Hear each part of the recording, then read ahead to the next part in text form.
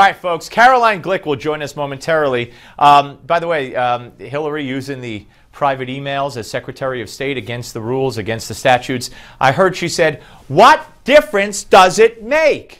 That's what I heard. I can't vouch for that. I can't. Am I the first one to really say that? I actually might be. I might be the very first one to say that. As you know, John Boehner caved. The House passed a clean funding for Homeland Security, including Obama's executive order, which is unconstitutional. So kudos to John Boehner.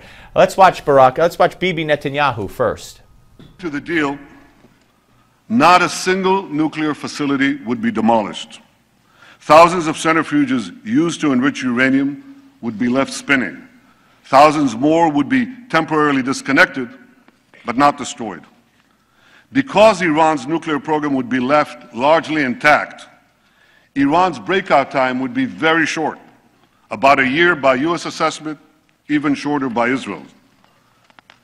And if Iran's work on advanced centrifuges, faster and faster centrifuges, is not stopped, that breakout time could still be shorter, a lot shorter.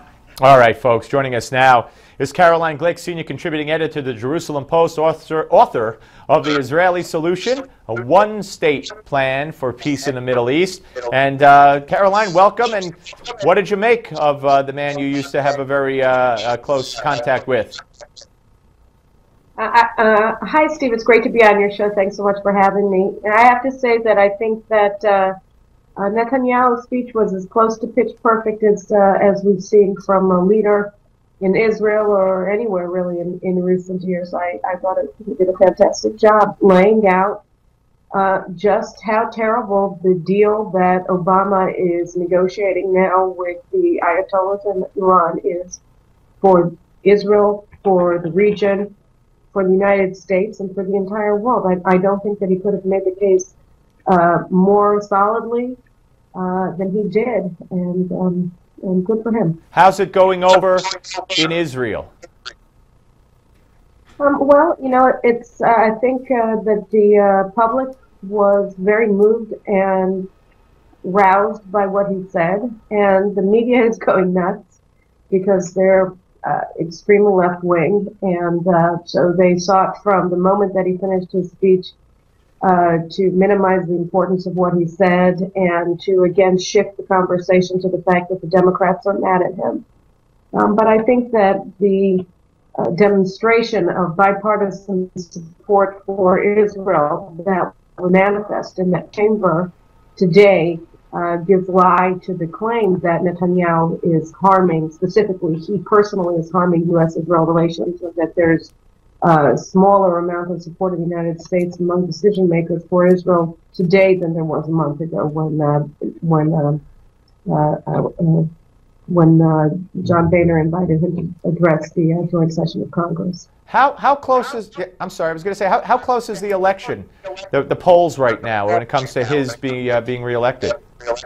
Well, right now the largest left-wing faction is leading in the polls, but that doesn't mean that they're going to be able to form a coalition. They're leading the Likud now by anywhere between 1 and 2 Knesset seats. In fact, there was even a poll out today before the speech that gave them a 3-seat lead, which means that they could conceivably form a coalition after the election. But, you know, we'll have to see. It's a very close election. I don't think that Netanyahu necessarily won any additional support from the public by having the speech, and the media here is trying very hard to spin it as an unnecessary speech that harmed American-Israel relations, and ignoring the very fact of the cause of the harm to those relations, which is the animosity and the brutally anti-Israel policies and strategic positioning of the Obama administration. Where do we go from here? What do you think happens next? Do you think there's a deal? And what does Israel do if there is? Well, I think that it will be much more difficult for President Obama to sell a deal now to the American people than it was a month ago. I think that we've seen in the United States over the past month the beginning of the first serious discussion about what the negotiations that are taking place now between the Obama administration and Iran mean for American national security and national interests. That debate was prompted only by John Boehner's invitation to Netanyahu to come and speak before the joint session. And I think that now that his policy is being scrutinized for the first time in a very serious way by the American media, Obama is already finding himself in greater difficulty trying to sell his plan or to reassure the United States. So I think that the deal itself and the prospects for a deal were weakened by what... Well, good. We're going to have to leave it there, Caroline. I hope you're right. Always great to talk to you. Thank you very much. Thank you very much. All right, folks, coming up next, Bill Donahue of the Catholic League with his take on what we saw today. Don't go away.